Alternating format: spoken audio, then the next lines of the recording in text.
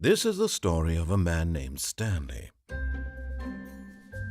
Stanley worked for a company in a big building where he was employee number 427. Employee number 427's job was simple. He sat at his desk in room 427 and he pushed buttons on a keyboard. Orders came to him through a monitor at his desk, telling him what buttons to push, how long to push them, and in what order. This is what employee 427 did every day of every month of every year. And although others might have considered it soul-rending, Stanley relished every moment that the orders came in, as though he had been made exactly for this job. And Stanley was happy. And then one day, something very peculiar happened. Something that would forever change Stanley. Something he would never quite forget. He had been at his desk for nearly an hour when he realized that not one single order had arrived on the monitor for him to follow. No one had showed up to give him instructions, call a meeting, or even say hi. Never in all his years at the company had this happened, this complete isolation. Something was very clearly wrong. Shocked, frozen solid, Stanley found himself unable to move for the longest time. But as he came to his wits and regained his senses, he got up from his desk and stepped out of his office.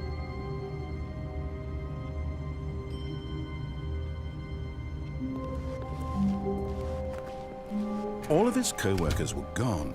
What could it mean? Stanley decided to go to the meeting room. Perhaps he had simply missed a memo.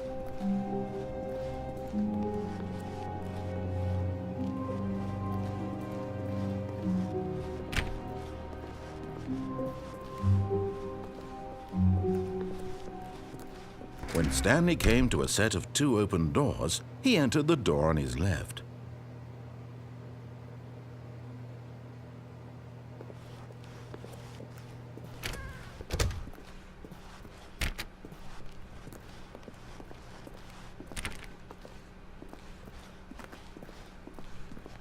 Yet there was not a single person here either.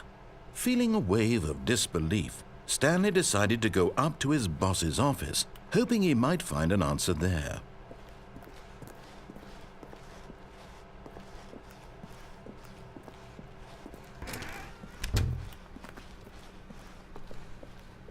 Coming to a staircase, Stanley walked upstairs to his boss's office.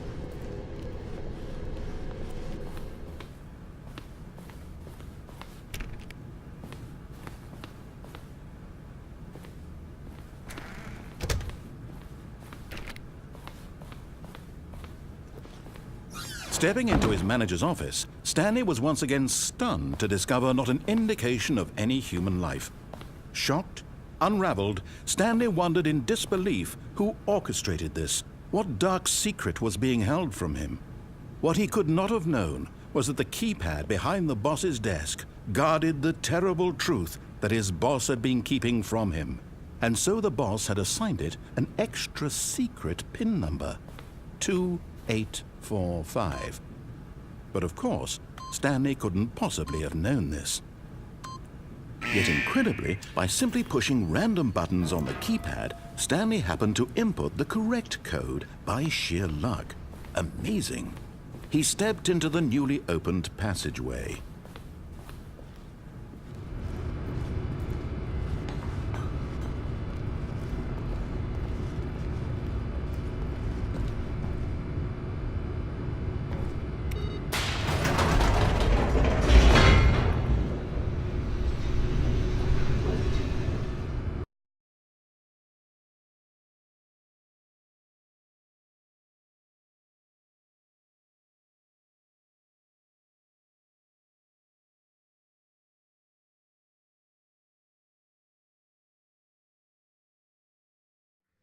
Descending deeper into the building, Stanley realized he felt a bit peculiar.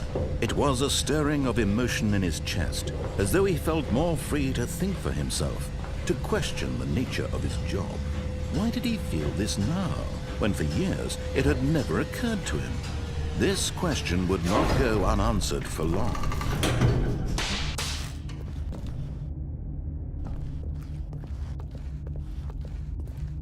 Stanley walked straight ahead through the large door that read Mind Control Facility.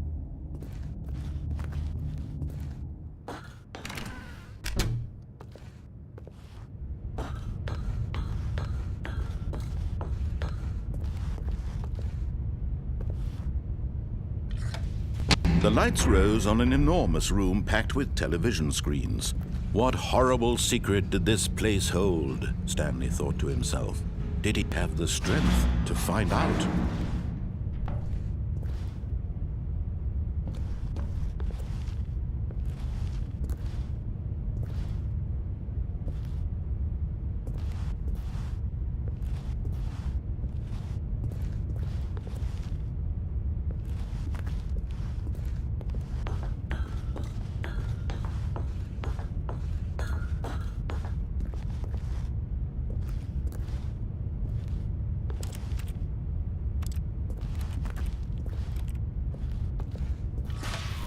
Now the monitors jumped to life, their true nature revealed.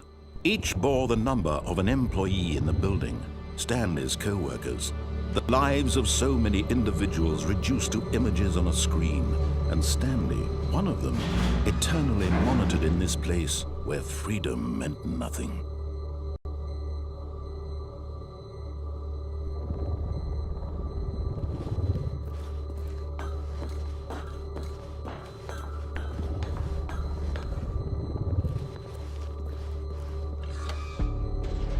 This mind control facility, it was too horrible to believe. It couldn't be true.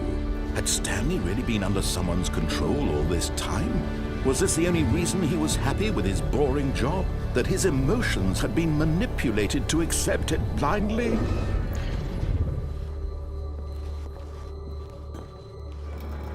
No, he refused to believe it. He couldn't accept it. His own life in someone else's control? Never!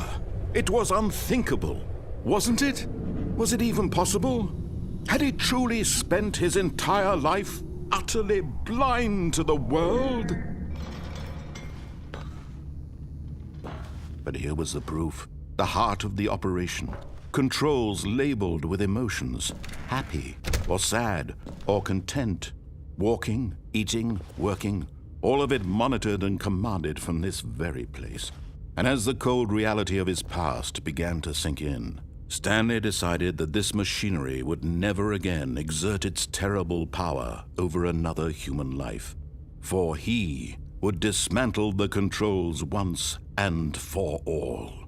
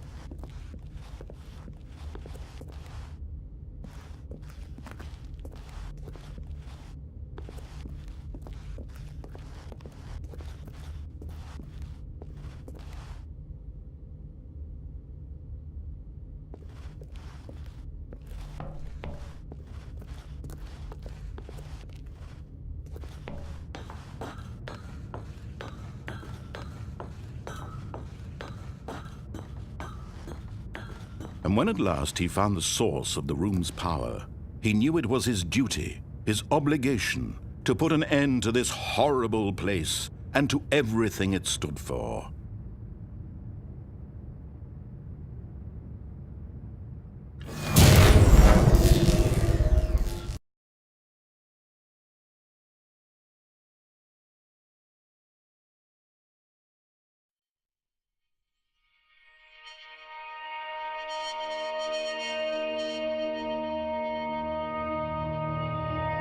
Blackness, and a rising chill of uncertainty. Was it over? Yes! He had won! He had defeated the machine! unshackled himself from someone else's command. Freedom was mere moments away. And yet, even as the immense door slowly opened, Stanley reflected on how many puzzles still lay unsolved.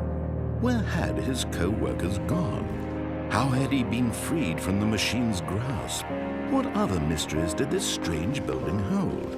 But as sunlight streamed into the chamber, he realized none of this mattered to him, for it was not knowledge or even power that he had been seeking, but happiness. Perhaps his goal had not been to understand, but to let go. No longer would anyone tell him where to go, what to do, or how to feel. Whatever life he lives, it will be his. And that was all he needed to know. It was perhaps the only thing worth knowing. Stanley stepped through the open door.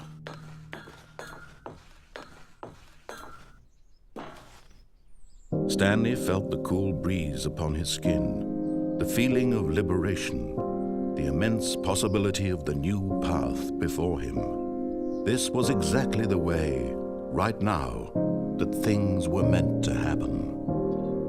And Stanley was happy.